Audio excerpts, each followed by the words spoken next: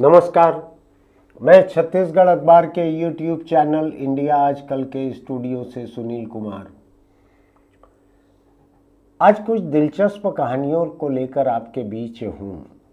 ये कहानियाँ अलग अलग जगहों से आई हुई एक दूसरे से बिल्कुल अलग कहानियाँ हैं, लेकिन आज उसका एक संदर्भ है कि लोग कैसे एक दूसरे से बिछुड़ने के लंबे अरसे बाद मिलते हैं।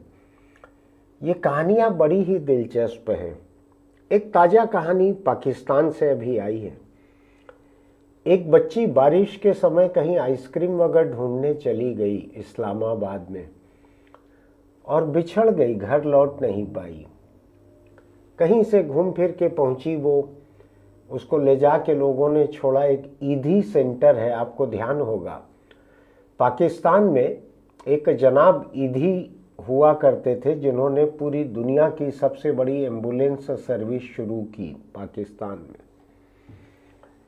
तो उनके सेंटर में इसको रख दिया गया। किरण नाम था, हिंदुस्तानी जैसा लगने वाला नाम है। अभी वहां पुलिस ने बच्चों को अपने माँ बाप से मिलवाने की एक मुहिम छेड़ी है। इधर भी है ऑपरेशन मुस्कान या कुछ ऐसा, मेरे प्रदेश में भी चलता है वो।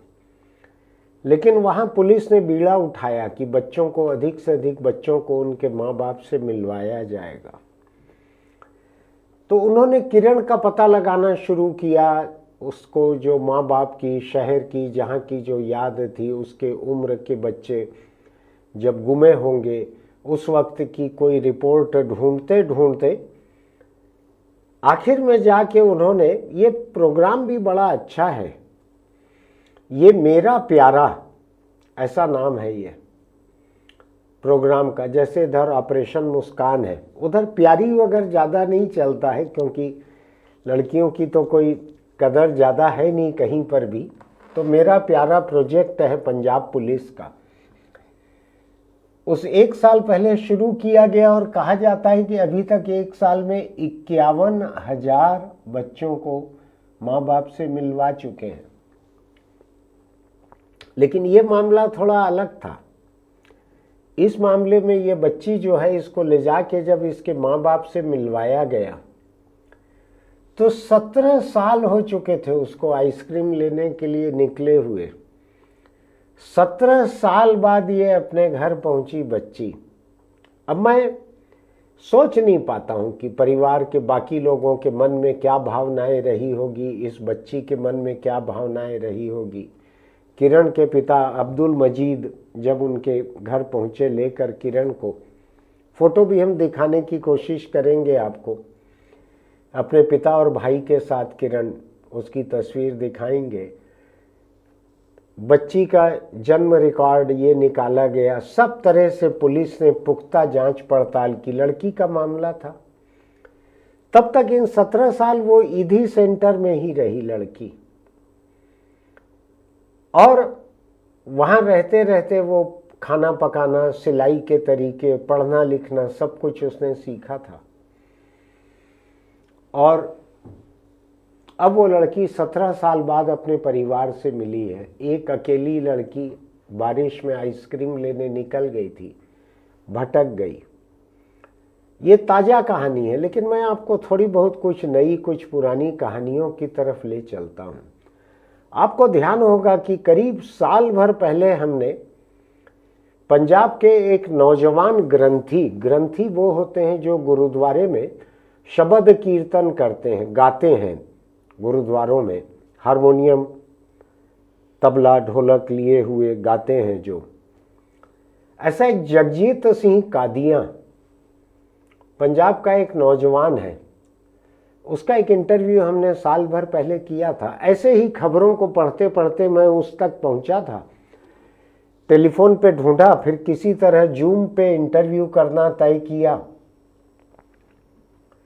ये नौजवान जो है, पंजाब में बाढ़ आई थी 2023 में, तो एक एनजीओ में ये काम करता था, मदद करने के लिए निकला लोगों की।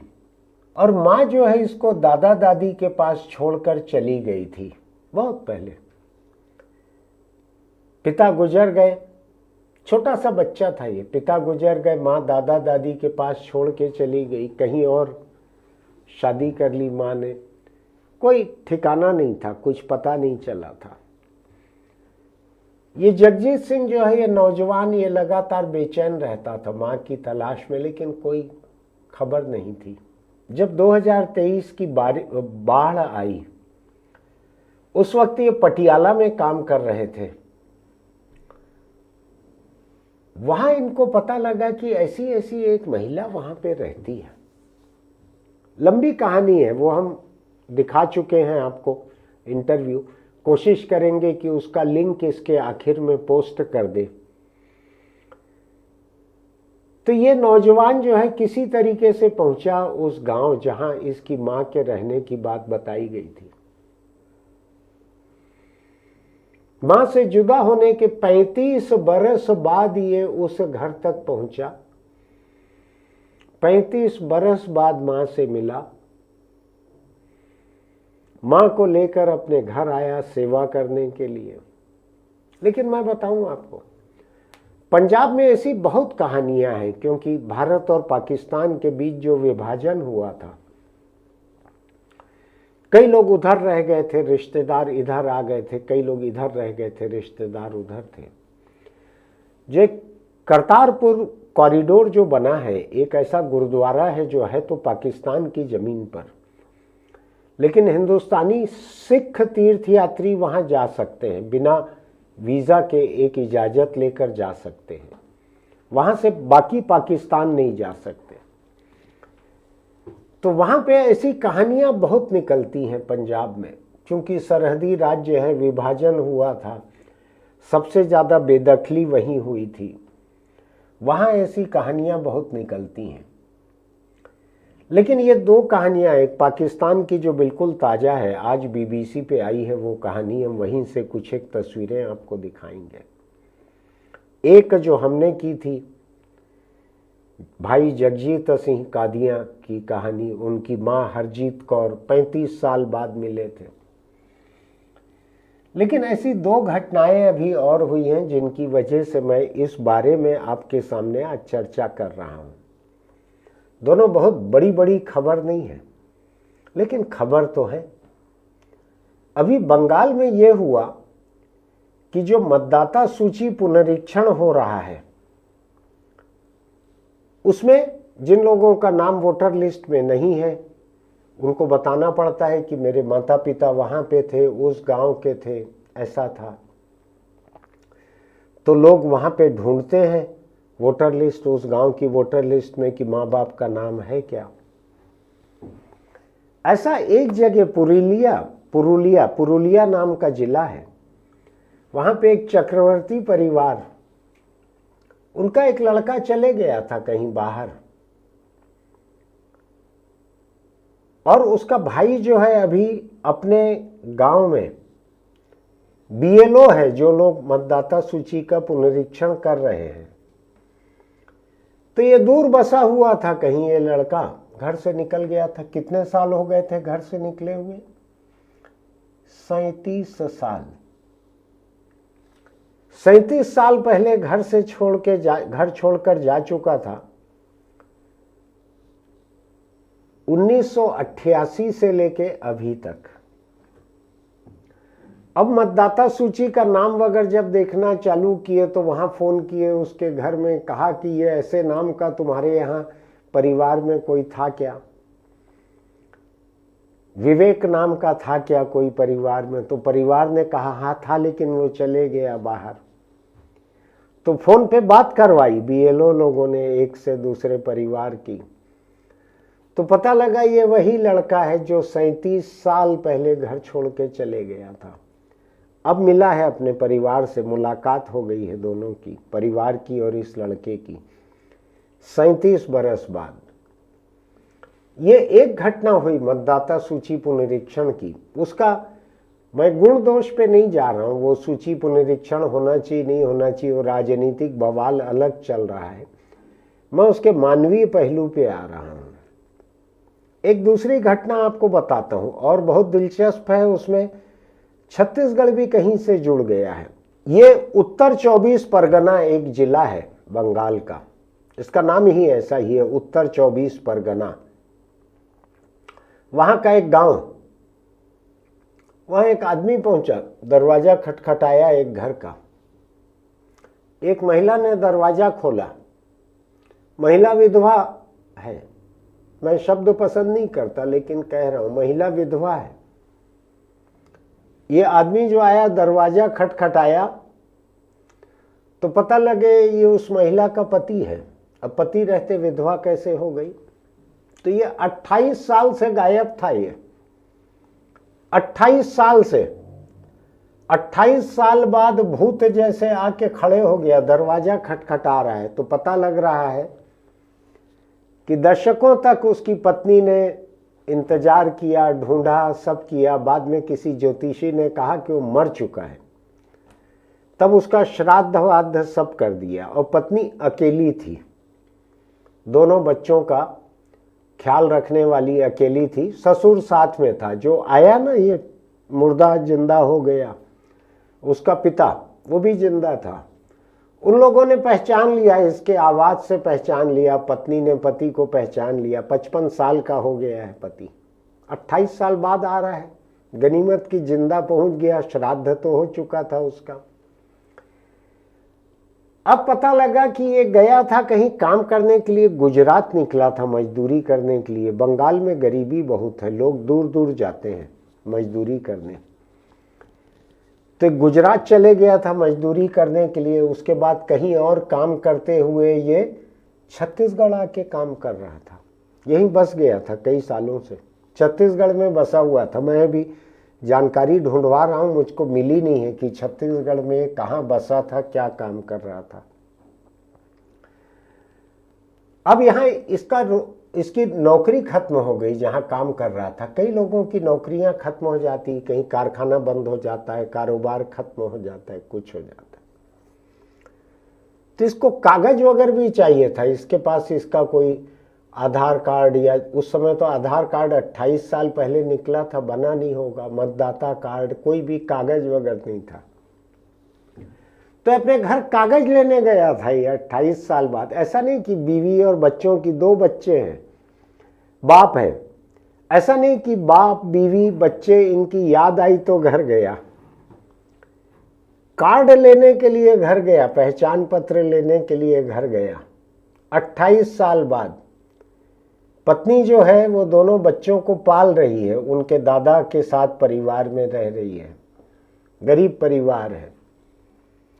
अब आप सोचिए, ये आदमी अगर गया रहता और इसको वहां पता लगता कि इसका श्राद्ध वाद्ध करने के बाद पत्नी ने दूसरी शादी भी कर ली है, तो कैसी नौबत आई रहती। एक फिल्मी नौबत आ जाती। एक फिल्म थी, आपको ध्यान होगा, जिसमें गुमा हुआ व्यक्ति परिवार में लौट आता है, उसके बाद बड़ा फिल्मी सीन होता है। ये तो असल जिंदगी का फिल्मी सीन मैं आपको बता रहा हूं। कोई 28 साल बाद अपने बीवी बच्चों को छोड़ के कहीं रहता है बाहर। मैं गुजरात गया था काम करने, उधर से मुंबई चले गया, उधर से फिर छत्तीसगढ़ आके यहीं बस गया। यहीं छत्तीसगढ़ से बंगाल है कितने दूर, रोज दिन में 20 ट्रेन आती जाती है बंगाल से। किसी भी ट्रेन में बैठ के चले जाता घर। क्या बच्चों की याद नहीं आई? बीवी के ऊपर 2 बच्चों को छोड़ दिया, बाप के ऊपर बीवी को छोड़ दिया कि डोकरा पाल लेगा। अजीब इंसान रहते हैं लोग। मैं सोचता हूं चलिए अच्छा हुआ, अंत भला सो सब भला, कई बुजुर्ग लोग कहते हैं। मैं सोचता हूं इस आदमी का भी भागने का, जिम्मेदारी से भागने का, परिवार से भागने का एक अंत हो गया। 28 साल बाद ये पहुंचा। उधर जो दूसरा है, जो 37 साल बाद जिसके परिवार से वो मिल रहा है मतदाता सूची पुनरीक्षण के लिए, ये भी कागज पत्तर के चक्कर में भागा था। तो 37 साल बाद जो मिल रहा है, ये 28 साल बाद घर लौट रहा है। तो मुझको लगता है कि मतदाता पुनरीक्षण में अगर ऐसे कुछ एक लोग बिछड़े हुए मिल जाएं अगर, तो भी एक अच्छी कहानी इसकी बनेगी। मतदाता पुनरीक्षण के चक्कर में लोगों के परिवार का पता लगा। उधर पाकिस्तान में तो नहीं हो रहा है मतदाता पुनरीक्षण, लेकिन लोग मिल रहे हैं एक दूसरे से। 2023 की घटना आपको पंजाब की जो याद दिलाई मैंने भाई जगजीत सिंह की, वो अपनी माँ से किस तरह 35 साल बाद पहली बार देखा माँ को, जन्म की माँ को 35 साल बाद पहली बार देखा। छोटे रहे होंगे तब तो होश नहीं रहा होगा माँ की याद का। दादा दादी के पास छोड़ के चली गई थी माँ, जो भी स्थितियाँ, कई तरह की मजबूरियाँ रहती हैं, चली गई थी। तो मैं आज केवल आपको सुखांत कहानियाँ बतला रहा हूँ। जो ईदी फाउंडेशन का मैंने जिक्र किया पाकिस्तान का, उनका सामाजिक योगदान बहुत है। मैं आपको एक दूसरी कहानी बताता हूँ इसी तरह की। गीता नाम की एक लड़की थी पाकिस्तान में, वहाँ पे समझौता एक्सप्रेस ट्रेन पे लाहौर में मिल गई थी, लावारिस, कोई घर वाले नहीं थे, कोई नहीं थे, अकेली लड़की थी और गूंगी बहरी भी थी, न बोल सकती थी न सुन सकती थी। उसको भी ईदी फाउंडेशन में रखा गया बरसों तक, बरसों, 8 साल की थी, 7 या 8 साल की, तब से उसको रखा गया। बाद में सुषमा स्वराज जो है, जब विदेश मंत्री थी भारत की, अब नहीं रह गई वो, तो उनको ये कहानी पता लगी कि भारत की एक लड़की वहाँ पे रह रही है। और ईदी फाउंडेशन वाले जो बुजुर्गवार ईदी थे वो इतने शरीफ और सज्जन थे, इसको बेटी की तरह रखते थे। इसके लिए घर पर हिंदू रीति रिवाज से पूजा का इंतजाम अलग किया गया था। वो हिंदू बेटी की तरह उस परिवार में रहती थी। सुषमा स्वराज ने दखल देकर वहाँ से, पाकिस्तान से, गीता नाम की इस लड़की को वापस बुलवाया था यहाँ। फिर उसका घर ढूंढने की कोशिश की, घर आसानी से मिल नहीं पाया। उसके बाद जाकर महाराष्ट्र में कोई एक जगह है, वहाँ पे एक परिवार ने, डीएनए वगैरह तो नहीं मिला, लेकिन परिवार से इस गीता का मन मिल गया, तो उसी को कानूनी रूप से सौंपा गया है।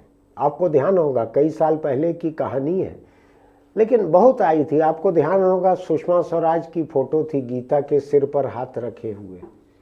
गीता यानी वो ग्रंथ नहीं, लड़की के सिर पर हाथ रखे हुए।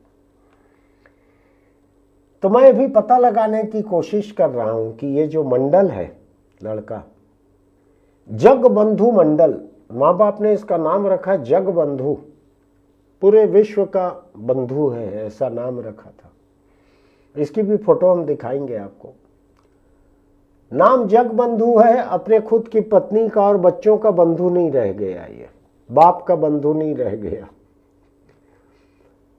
बाहर काम करने के लिए जाना बुरी बात नहीं है, आप गुजरात चले जाओ, आप इधर छत्तीसगढ़ आ जाओ, मुंबई चले जाओ, कहीं भी चले जाओ, लेकिन 28 साल भूल जाओ बीवी बच्चों को।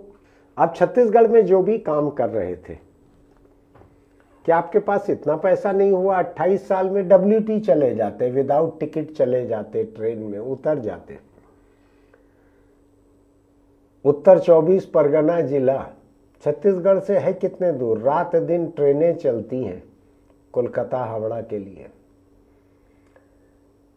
खैर, उसकी जो मर्जी थी, लेकिन मैं उसके परिवार के बारे में सोचता हूँ। बच्चे जो हैं उसके दोनों 28 साल से ज़्यादा बड़े हो चुके होंगे। आप सोचिए ज़रा, अब बाप आ गया घर में, क्या लग रहा होगा, घर का माहौल क्या होगा। बूढ़ा पिता, 28 साल से अकेले रह रही पत्नी, 28 साल से बड़े 2 बच्चे, ये एकदम से आ गया, घर आया मेरा परदेसी किस्म के अंदाज में। ऐसी कहानियां जिंदगी की बहुत सारी हैं। बहुत सारे लोगों को ऐसा दूर दूर से लाकर मिलवाया जाता है। कई बार आपको भी कहीं पता लगे कि आपके आसपास ऐसे कोई खोए हुए लोग हैं, बच्चे हैं, कोशिश कीजिएगा मिलवाने की।